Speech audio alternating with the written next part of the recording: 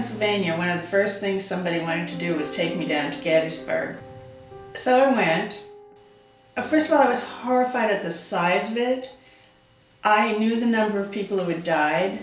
All the way around the battlefield, there are state markers of people who lost their life in the war. Was so sad. So in November of 2009, I decided I was going to try to build that kind of a memorial that would list the names of those lost and the names of all their family members. I had no idea what a wonderful experience was ahead of me. After I decided I wanted to do this, I had to figure out what it would look like. I'm very fortunate because I live with an art professional. My husband's a professor of art and has been for many years. So I told him that I wanted it to be in the shape of a hug, of an embrace.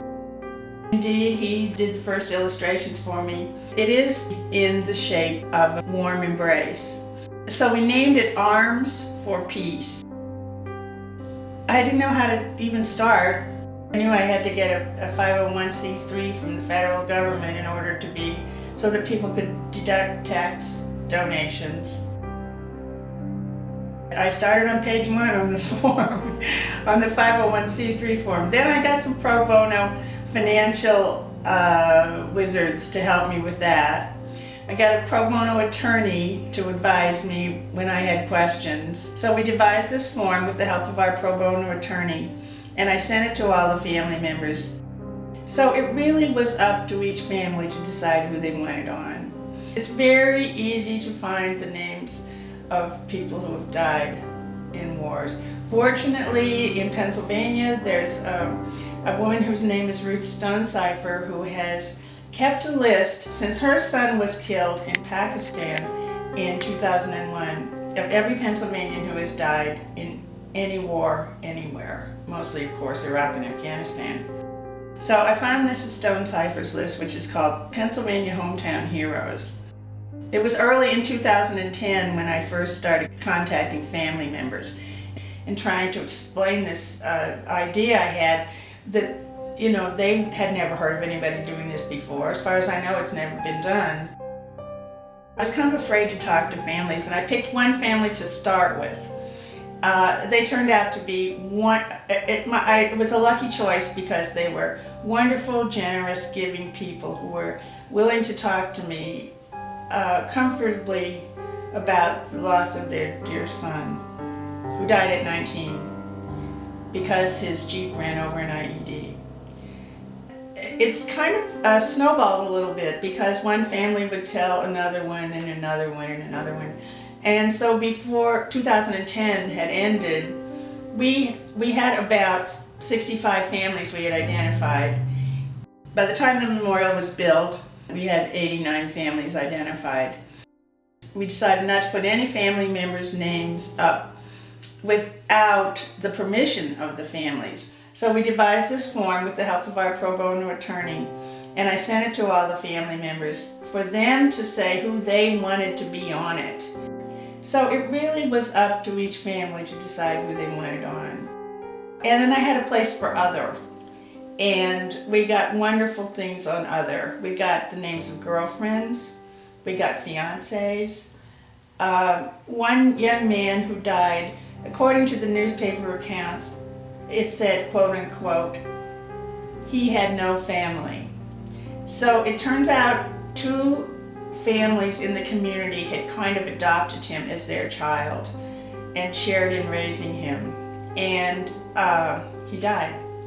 And on that plaque, I listed special friends, both couples who had been so key in helping him grow up. Each plaque on that wall is like a little family story.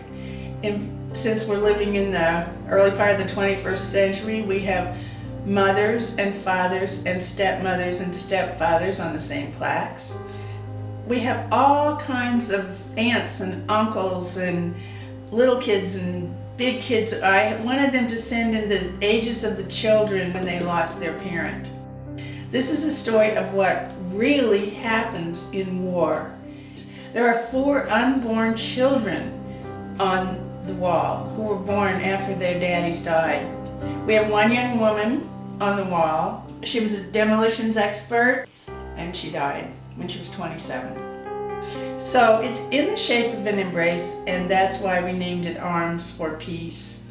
The major plaque in the middle of it, in the back, that announces the dedication date, says on the bottom, "We hope you will find meaning from viewing this memorial, and take meaning with you when you leave here." We took our dog and pony show around to early part of 2010 to parks and county commissioners meetings and municipal borough meetings. None of those really worked out. None of the communities welcomed us with open arms, which was a disappointment at the time. But finally, we were offered land that is owned by a local American Legion post. And it turned out to be the best possible place of all. It's a beautiful park-like area. It has a stream running through it in the back. So the American Legion turned out to be a wonderful place. At our dedication, we had almost 200 people come. About half of our families were represented. After we had our group singing and we had a benediction from the Legion chaplain. Fire! Reload! Ready? Aim! Fire! Reload! Ready? Aim! Fire! We cut the ribbon, and it was very, very touching to see the families walk into the arms of the memorial to see the plaques.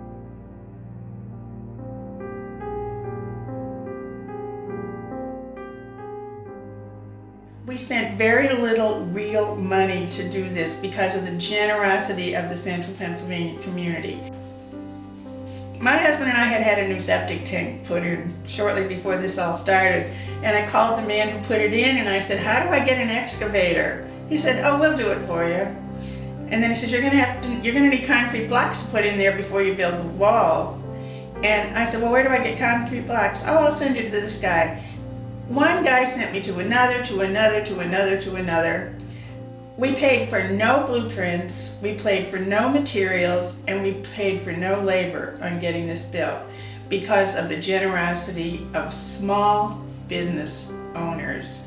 I went to the big, you might say, fancy companies around here who build the schools and all that. I didn't get one brick or one response from any of those people. I was so touched by the generosity of the smaller business community. Many people who donated were at the dedication ceremony on November the 12th in 2011, and they were quite, I could see that they were kind of taking ownership. It was touching, it was touching to me that they were so proud of what we had done. I want people to be concerned about all those family members. And the next time they're electing people who decide who makes war and when war is made, I want them to think about those unborn babies. I want people to go up inside of it, look in, and think about what they're looking at. This is a story of what really happens in war. They were all family members. They all belonged to families. What do I want people to get from coming to visit this memorial? I want them to take with them some thoughts about what they've seen, and I hope they'll take the time to read a lot of plaques and see what's happened to so many families in this very small part of the world, which is Central Pennsylvania. And look at the names and remember them. What I hope is that people who think about it and have some kind of reaction to it, I hope you'll think about who you're electing to office and what are their feelings, and ask them what their feelings are about going to wars in other countries, undeclared wars in other countries. You know, I want it to be a way for people to thoughtfully consider the effects of war. I have an idea for you. If you're not watching this from central Pennsylvania, build your own. Think about it. I'll be happy to help anybody who contacts me about how I got started. Let me help you build one in your own community.